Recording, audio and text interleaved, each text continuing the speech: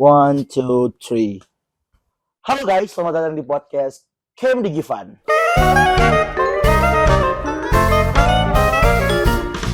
Jadi pada podcast ini kita akan membahas sebuah topik yang menarik nih bagi kalangan muda generasi sekarang dan juga bagi dunia teknologi. Jadi kita akan membahas tentang topik yang pertama itu adalah Internet of Things atau IoT dan juga topik jaringan seluler 5G. Nah, untuk membahas lebih dalam lagi, kita ada kedatangan nih sama kakak yang cantik dan ganteng ini guys. Jadi yang pertama ada, bisa perkenalan gini? Halo, saya Kenzo Samuel. Ya, jadi ini ada Kak Kenzo. Terus? Halo, saya Der Penda. Halo Kak Dear. Halo. Nama saya Frigia Koyongnya. Ya, ada Kak Gia juga guys. Dan perkenalkan juga, nama saya Evan Noel Semampo. Saya akan memandu dalam acara ataupun podcast kita pada hari ini. Tanpa berlama-lama lagi, kita akan sekarang masuk ke segmen pertama, yakni Internet of Things. Nah, tapi sebelum itu, kita perlu ketahui nih, apa sih itu teknologi? Jadi, teknologi ini adalah hal yang sulit sangat dilepaskan di era modern ini, karena seiring berjalannya waktu, manusia itu terus mengembangkan teknologi di berbagai bidang. Adapun tujuan dari teknologi sendiri untuk mengefisiensikan berbagai aktivitas manusia. Nah, hingga saat ini, di abad ke-21, berbagai penemuan inovasi teknologi sudah sangat beragam dan canggih. Nah, teknologi ini terkhususnya di bidang teknologi informasi, otomasi, dan juga kecerdasan buatan dan internet. Di abad 21 ini, teknologi itu lebih fokus ke dalam perkembangan teknologi digital. Contohnya seperti robotika, bioteknologi, nanoteknologi, dan lain sebagainya. Nah, kita akan masuk nih ke bagian yang pertama, yakni Internet of Things. Kita udah kedatangan Kak Gia di sini. Halo Kak, aman Kak? Aman. Apa peran ataupun hal apa sih yang dikerjain belakangan ini? Oh, kalau belakangan ini sih palingan kerjain tugas. Mau kuliah di mana itu paling dipikirin tuh. Iya. Ya, itu aja. Nah Kak, kita akan berbincang nih tentang Internet of Things atau IoT. Jadi menurut lansiran website yang saya dapatkan nih, IoT ini merupakan inovasi teknologi yang dapat menghubungkan perangkat fisik melalui internet sehingga setiap perangkat yang terhubung dapat berkomunikasi dan berbagi data. Ya. Gimana sih Kak itu IoT itu? Ya, kurang lebih sama seperti yang sudah dijelaskan sebelumnya. Jadi konsepnya itu perangkat-perangkat yang berbeda-beda bisa terhubung dalam satu jaringan internet tanpa memerlukan kabel. Oke, jadi Kabel, ya. Internet of Things ini itu kayak sebuah ekosistem baru ya, yang dikembangkan sekarang. Karena kalau kita lihat karena ada perkembangannya zaman internet ini dapat bisa berkembang sehingga internet itu bisa digunakan di berbagai aspek. Nah, karena udah berhubungan dengan aspek, apa aja sih yang bisa dikerjain oleh IoT? Di bidang apa aja sih? Kalau di bidang-bidang yang setahu saya itu ada banyak. Contohnya itu kalau sekarang ada pertanian, ada juga kesehatan, transportasi, dan juga bisa di keseharian seperti di rumah, seperti smart house dan lain sebagainya. Kalau konsep smart house bisa dijelasin nggak lebih dalam lagi? Gimana sih smart house, IoT dalam smart house itu? Kalau di smart house ya kita bisa mengendalikan, ini contohnya. Contohnya kita itu bisa mengendalikan misalnya pintu atau jendela, pintu, lampu, AC hanya melalui perangkat di handphone kita. Gitu ya. Jadi sudah dihubungkan, sudah diatur di handphone kita sehingga misalnya mau tidur, sudah di tempat tidur, mematikan lampu karena jauh harus berdiri. Langsung HP aja ya. Gitu ya. Jadi IoT ini merupakan konsep di mana kita tuh kayak dimanjakan gitu aja sama kecanggihan teknologi ini. Dimudahkan sekali. Kira-kira nih, siapa sih Kak penemu atau yang mengemukakan konsep IoT ini? Pertama kali kalau konsep IoT ini dicetuskan oleh Kevin Ashton yang merupakan seorang pionir teknologi asal Inggris pada tahun 1999. Jadi Ashton ya yang menemukan atau mengembangkan ide ini. Nah, tapi si Ashton ini juga kayaknya sangat berdampak ya. Karena dapat kita lihat sekarang kita bisa menggunakan berbagai teknologi ataupun alat-alat yang kita gunakan dengan tangan saja itu udah bisa kontrolin banyak banget kan. Kayak konsep smart house tadi. Nah, terus apa sih contoh lainnya kayak di bidang pertanian atau kesehatan gitu Kak? Bisa jelasin nggak sih? Kalau di bidang pertanian itu ada sensor untuk memantau kondisi tanah dan Oh, cuaca. Nah, keren ya. jadi ini memudahkan petani untuk membuat keputusan. Jadi mereka bisa mempertimbangkan misalnya untuk melakukan irigasi ataupun pemupukan hanya dengan melihat sensor tanah dan cuaca. Gitu ya. Terus ada nggak sih ancaman atau dampak buruk dari sistem IoT ini? Kalau dampak buruk itu salah satunya yaitu keamanan data. Ya, soalnya kalau dari IoT ini kan data-data pribadi kita dibagikan begitu. Jadi harus hati-hati karena bisa saja ada kemungkinan terjadi kebocoran data. Itu sih menjadi ancaman. Iya sih, kalau berhubungan dengan internet itu datanya ya Iya. yang harus di-inskripsi lebih baik lagi ya. Oke deh kalau gitu. Nah. Jadi dari Kak Gia sendiri sih, apa sih kesimpulan yang dihasilkan dari penjelasan Kak Gia pada hari ini? Kalau kesimpulan tentang IoT saja ya. Jadi menurut saya IoT ini sebenarnya sangat baik di perkembangan era zaman sekarang ini. Sangat membantu manusia dalam berbagai pekerjaan seperti tadi di bidang pertanian, kesehatan, dan keseharian. Cuman ya namanya juga teknologi pasti masih ada kekurangannya kan. Jadi kita harus selalu mengantisipasi kekurangan tersebut dengan berhati-hati untuk memilih teknologi yang kita gunakan. Itu dia. Nah, kita kan udah dengar nih tentang IoT atau Internet of Things dari Kak Gia. Tepuk tangan dulu untuk Gia. Mantap sekali penjelasannya, luar biasa. Nah, kita akan lanjut ke topik segmen berikutnya, yakni jaringan seluler 5G. Nah, udah ada Kak Dear nih. Halo Kak Dear, apa kabar hari ini? Apa juga kendala ataupun bukan kendala sih? Apa kesibukannya belakangan ini? Ya, kalau kabar hari ini baik-baik saja, Baik-baik sehat-sehat. Kalau kesibukan belakangan ini itu kurang lebih sama seperti Kak Gia ya. Sibuk mengerjakan tugas, Nah, itu sih. mencari info tentang kuliah, kurang Oke. lebih seperti itu. Oke, kita akan langsung masuk saja ke topik kita. Nah, Kak, kan yang kita tahu itu jaringan seluler itu yang sekarang kan ada 4G ya. Iya benar. Kalau nggak salah juga, ini udah dikembangin dari dulu jaringan seluler kayak bervariasi itu dari 1G kan, 2G, 3G, 4G. Nah, ada yang baru nih, 5G. Udah 5G sekarang. Wow, 5G. 5G. IoT. Nah, kita akan lihat apa sih itu 5G?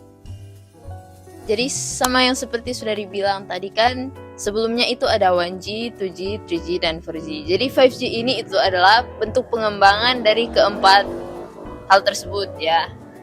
Jaringan ini diciptakan untuk memenuhi permintaan yang terus meningkat akan akses internet yang lebih cepat dan lebih stabil. Tentunya kan dengan kemajuan teknologi, Iya. pasti jaringan yang lebih cepat juga pasti dibutuhkan. Kemudian teknologi 5G ini juga dibutuhkan untuk membantu inovasi dari teknologi yang semakin baru seperti kecerdasan buatan Ya, dengan yang sudah dibahas tadi, IoT IoT juga, juga, ya dan otomasi yang semakin mendominasi berbagai sektor kehidupan. Gitu ya. Nah, terus kita lanjut nih. Terus yang nemuin 5G ini siapa sih? Jadi yang menemukan atau salah satu tokoh penting lah ya dari teknologi 5G ini adalah Michael Lemke. Bukan Michael Rontalala gak? Bukan Bukan ya, itu dokter ya. Dokter ya. Lanjut deh. Michael Lemke ya. Ya, jadi Michael Lemke ini memberikan kontribusi yang signifikan dalam penemuan dan penelitian 5G. Penelitian mengenai 5G ini dimulai pada tahun 2016 di 5G Lab Germany yang berlokasi di Dresden University of Technology, Jerman. Oh, di Jerman ya.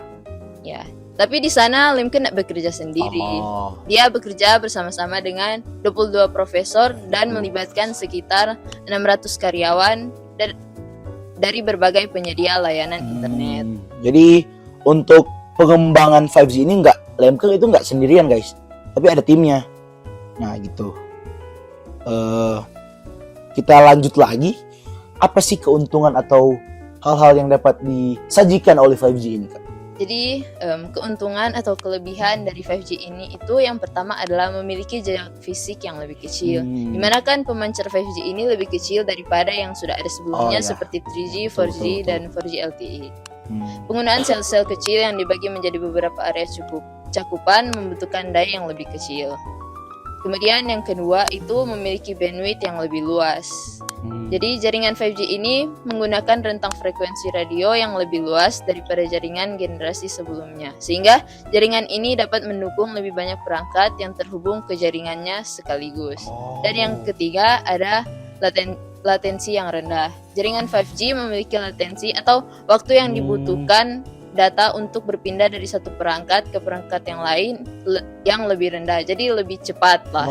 Lebih cepat. Hal ini membuat aktivitas seperti bermain video game, mengunduh file, atau bekerja di cloud menjadi lebih cepat dibandingkan dengan jenis jaringan nirkabel lainnya. Jadi 5G ini banyak keuntungannya ya. Ya. Apalagi yang suka main game atau editing tuh kayak Kak Kenzo ini kan suka ya hal-hal gitu. Jadi untuk latensinya lebih rendah. Dan untuk ping kayaknya lebih kencang juga ya, karena 5G menawarkan hal seperti ini. Nah, tapi kita penasaran nih, lebih singkat dan juga padat, gimana sih cara kerja 5G secara singkat gitu Kak?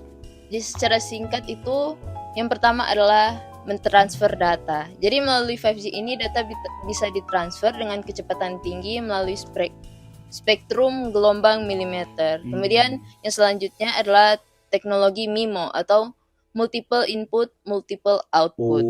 Jadi 5G dengan teknologinya yang sangat canggih dapat membuat pengiriman dan penerimaan data sangat cepat dan dapat menerima banyak data dalam waktu bersamaan.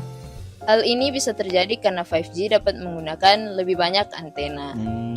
Dan yang terakhir itu menggunakan jaringan dengan small cells. Di mana jaringan small cells ini menerima sinyal yang lebih kecil dan lebih banyak di area tertentu yang dapat berfungsi dengan mempercepat transmisi dan keterlambatan jaringan. Gitu ya cara kerja 5G guys. Jadi dari hal yang udah dicapin nih Kak sama Kak Dear nih, apa sih kesimpulan dari jaringan seluler 5G ini? Jadi kesimpulan dari teknologi 5G ini adalah bahwa teknologi 5G ini merupakan langkah progresif yang penting dalam pengembangan jaringan ponsel yang memenuhi kebutuhan koneksi yang lebih cepat dan lebih stabil di era digital saat ini. Dengan kecepatan yang sangat tinggi dan kapasitas yang sangat baik, beserta dengan latensi rendah, 5G tidak hanya mendukung aplikasi inovatif seperti kecerdasan buatan dan IoT tadi, tetapi juga membuka peluang baru untuk berbagai sektor seperti industri, kesehatan, pendidikan, dan banyak lagi. Dan kontribusi Michael Lemke bekerja sama dengan berbagai partnernya tadi itu juga mengajarkan kita untuk bekerja sama mencapai suatu hal yang sangat besar. Betul. Nah, jadi itu ya tentang 5G nih guys. Kita lihat kan 5G itu kan belum juga marak ya di Indonesia, apalagi di Tomohon itu belum ada tuh jaringan-jaringan 5G.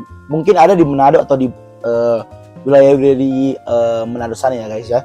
Nah, terima kasih Kak Diar, tepuk tangan. Nice. Kita lanjut nih ke Kak yang pakai kacamata nih di depan saya nih.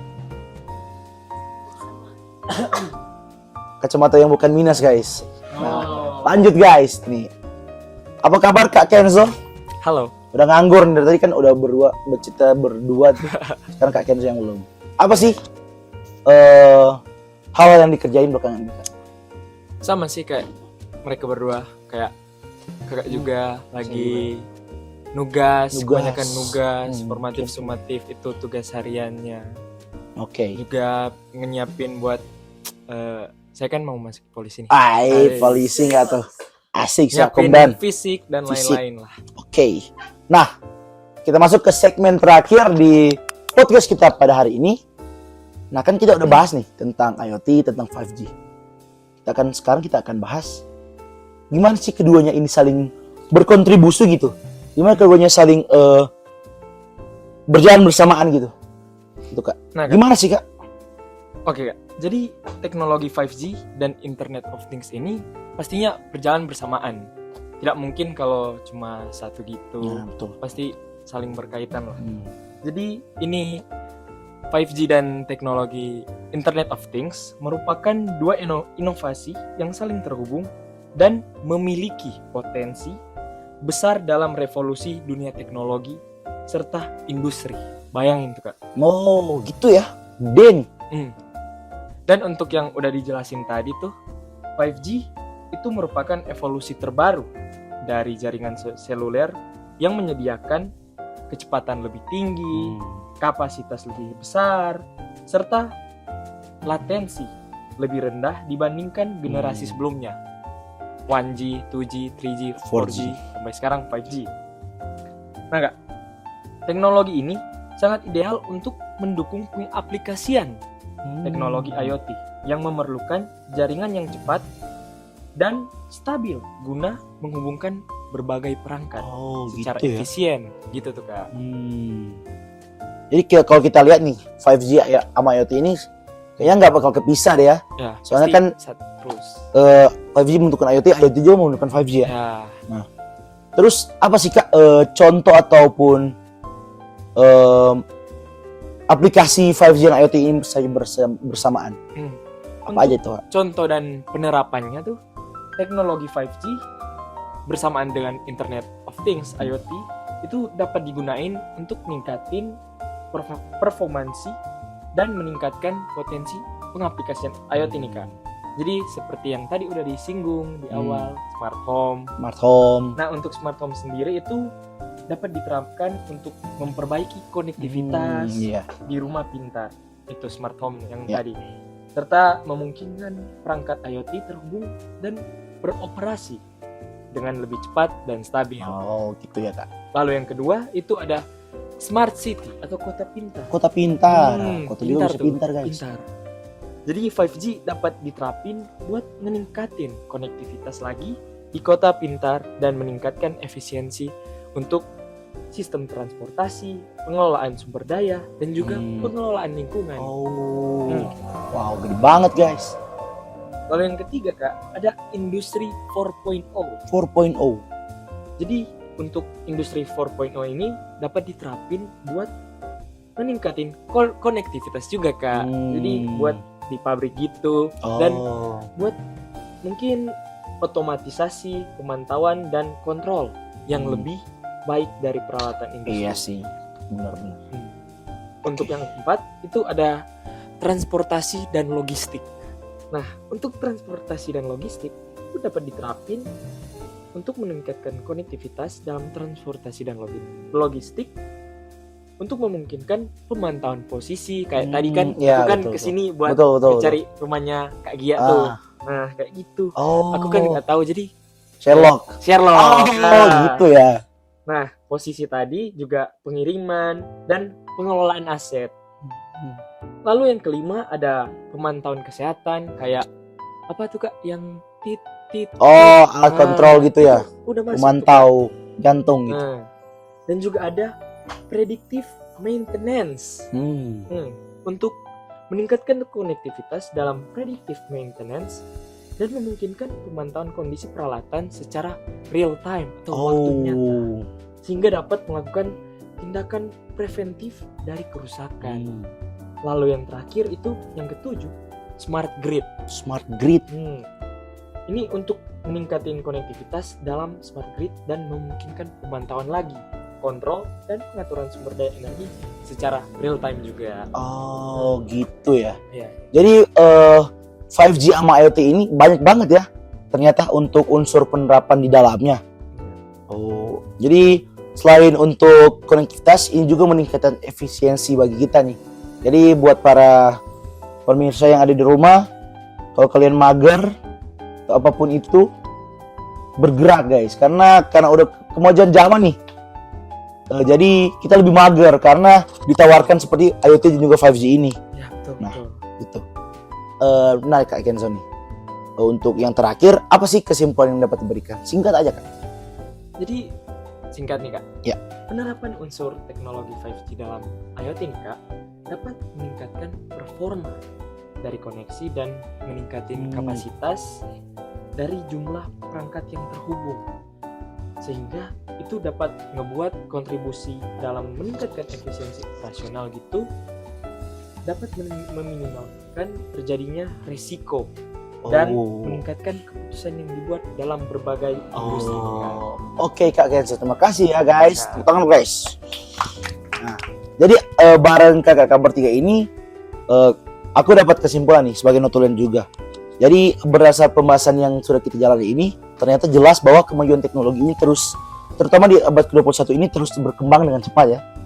Dari konsep IoT, 5G, belum juga ada artificial intelligence, kecerdasan buatan, dan juga robotika nih guys. Nah, untuk IoT dan 5G ini, kedua teknologi ini itu sangat krusial dan mempermudah berbagai aktivitas manusia dalam bidang kesehatan, pendidikan, dan juga lainnya.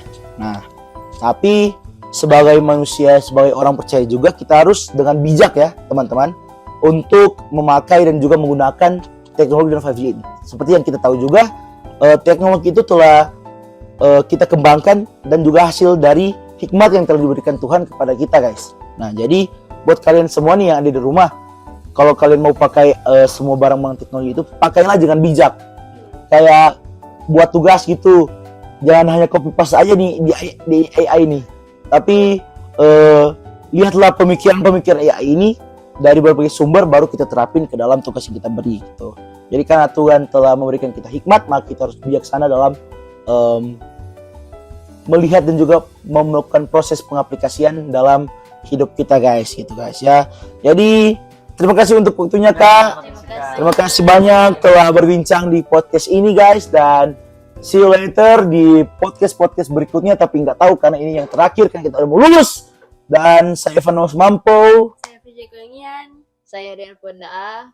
Saya Kenzo semua. Kami pamit undur diri. Goodbye. Bye-bye. Bye.